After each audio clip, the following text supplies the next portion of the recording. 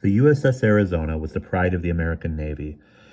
At 31,400 tons, she was larger than many other battleships in the American fleet. She was older, too, having had her keel originally laid in 1916 at the Brooklyn Navy Yard. Her early days were spent close at home, patrolling the waters off the Atlantic coast. Her shakedown cruise, a quick jaunt to the Caribbean. The Arizona's home port was Norfolk, Virginia, until 1921, when she was transferred to Southern California, sometimes making the journey to Hawaii and back. In 1929, she went back to Virginia to be re-outfitted and modernized, which took 2 years. In August of 1931, she returned to the West Coast, and from there was ordered to reposition to Pearl Harbor in 1940, on direct command from the President. The Navy had 17 battleships all told. Some launched as long ago as 1912, as the New York and the Texas were. The Arkansas had been launched in 1911. In fact, the fleet was very old, with only the North Carolina and the Washington splashed in the previous year. Virtually all the battleships had been built during or just after the Great War. The Japanese had 5 less battle wagons, but they tended to be newer and of heavier tonnage. The United States' 7 aircraft carriers were newer than the battleships, but the Lexington and the Saratoga were both launched in 1925. The Enterprise and the Yorktown were built in 1936, and the Wasp in 1939. Japan had 7 carriers, but again, they tended to be bigger and lighter and thus faster than their American counterparts. The United States had more heavy cruisers than Tokyo, 18 to 12, but overlooked was the fact that Japan only had 1 ocean to worry about.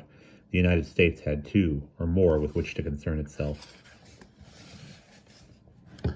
On December 6th, there were dozens of large and small ships along with 4 subs moored at Pearl Harbor, 8 battleships, 2 heavy cruisers, 6 light cruisers, and 29 destroyers, as well as a handful of PT boats, ocean-going tugs, minesweepers, mine layers, seaplane tenders, repair ships, and 2 general store ships, along with 1 hospital ship, the Solace.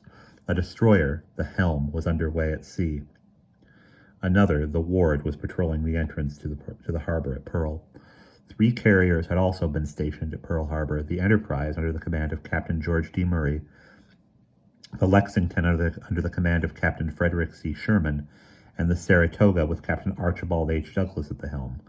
Less than 2 weeks earlier, on November 28, Admiral Husband E. Kimmel sent Admiral Bill Halsey and the Enterprise on an errand to deliver Marine Corps fighter planes to Wake Island.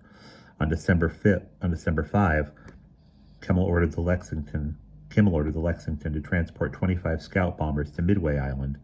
The Saratoga had also left Pearl Harbor for repairs at San Diego. The carriers versus battleship debate continued unabated and unresolved within the American Navy. The Japanese had pretty much decided that the airplane was the weapon of the future, while the Navy was pushing ahead with plans to build 18 carriers by 1945. The foreign correspondent for the Sun newspaper of Baltimore, Mark T. Green, submitted a story by mail from Manila, which reviewed the American military situation in the Pacific, especially with regard to the airplane. The rapid expansion of American air strength in the southern and central Pacific area is giving immense satisfaction. The recent acquisition of such islands as Palmyra and Johnston, in easy touch with our Hawaiian bases, constitute the most recent evidence of that. Readers were reassured of American air dominance in the Pacific. The Secretary of War, Harry Stimson, one of the cooler and more respected heads in Washington, nonetheless found himself in a fog, though not yet of war. He was on a military plane headed to Washington from New York, but the low-hanging clouds that had enveloped the city the day before were still too thick, so the flight was diverted to Richmond. Upon landing, he found he had no way to get back to the nation's capital. Stimson, 74 years of age, did what any resourceful person would do. The cabinet official on whose shoulders would fall the burden of the surely coming war stuck out his thumb and hitched a ride back to Washington. And we'll pause there.